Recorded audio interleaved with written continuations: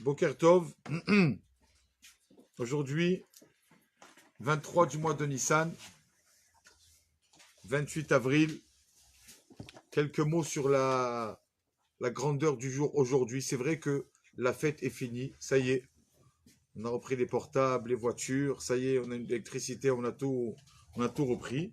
Mais quand même, il faut savoir que ce jour a une certaine kedusha, une certaine sainteté.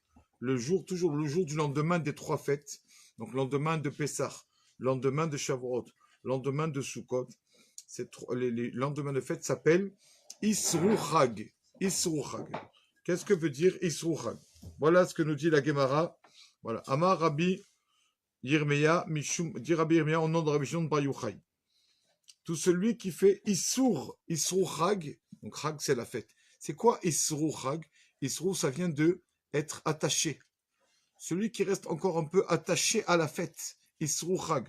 Donc le lendemain de fête. Ba'achila Ushia. Comment être attaché à la fête?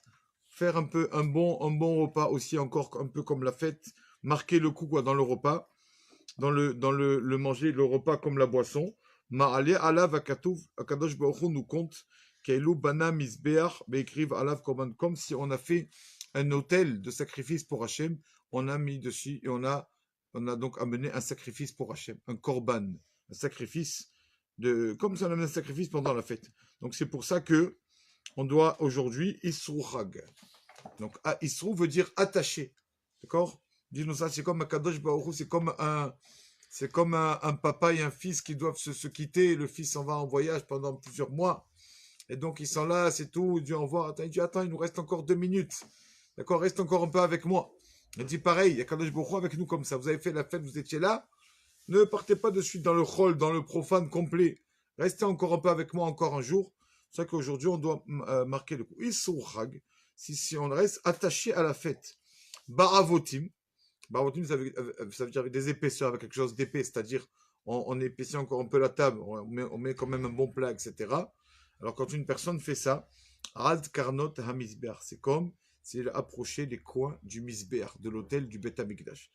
D'accord, donc c'est une mitzvah aujourd'hui de fêter un peu ça, un peu de vin, un peu de viande, chacun. Pourquoi on fait ça?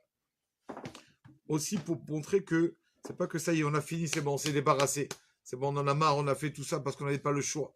On montre que non, même aujourd'hui qu'on a le choix, on n'est pas obligé de manger de la viande ou quoi. On le fait quand même à Kadosh Baruch Hu pour lui montrer qu'on fait les mitzvot, les commandements avec plaisir.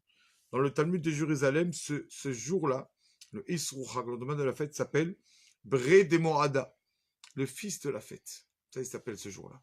Et là, il y a encore la sainteté de la fête. Faut pas comme quand une personne, voilà, il veut pas, s'il fait pas le lendemain, il passe complètement au Rovan, c'est comme s'il veut se débarrasser. Et Sourak d'aujourd'hui, c'est-à-dire le lendemain de fête de Pessah, donc on doit juste réfléchir, faire attention à quelque chose. Et Halakha nous dit, nous savons tous que pendant la fête de Pessah, nous n'avons pas le droit de consommer du Hametz, ça tout le monde le sait. Alors comment on fait si une personne a beaucoup de Hametz à la maison, avec beaucoup de pâtes, etc. Bon, alors nos sages nous ont dit, bon, il y a ce qu'on appelle la vente. On vend, d'accord? Et donc après, le grand rabbin de la ville ou de la région rachète tout ce Hametz qui a été vendu. Mais il faut savoir que du Hametz qui a été en possession, d'accord, de n'importe quel juif, qui n'a pas vendu son Hametz pendant Pessah, il n'a pas vendu, alors après Pessah, on ne peut pas en profiter. Tout Hametz qui était en possession d'un juif pendant Pessah, il n'a pas vendu, nous on ne peut pas en profiter. Donc on doit réfléchir, faire attention juste où on achète notre Hametz, ce qu'on va consommer après et tout. Quelqu'un nous donne un paquet de gâteaux, ou je ne sais pas qu'il avait à la maison pendant la fête, s'il n'a pas vendu, c'est problématique.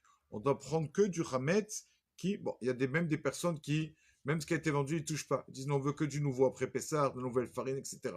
Même si on n'est pas comme ça, mais au moins faire attention à ne consommer du Hametz que du Hametz qui a été vendu et qui n'était pas en possession d'un juif pendant la fête de Pessah. Baruch Adonai Leolam. Amen ve Amen.